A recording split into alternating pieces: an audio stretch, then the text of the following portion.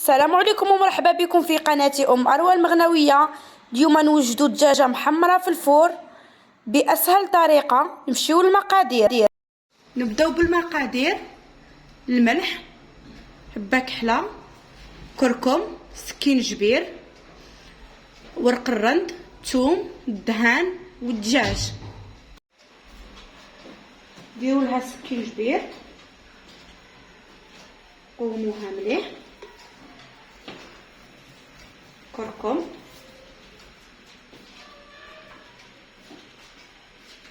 حبة كحلة،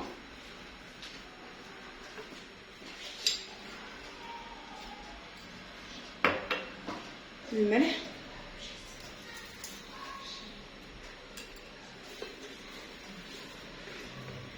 نعاودو نقلبوها، نكونو حليناها منا بالخدمي بالصدر باش يدخل لها القوام.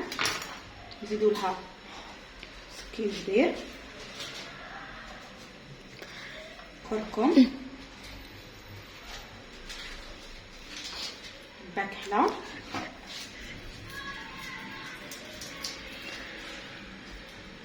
الملح،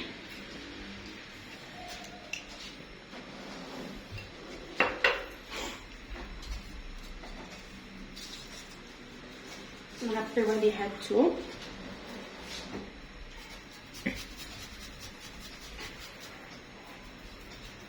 ندخلو في الصدر،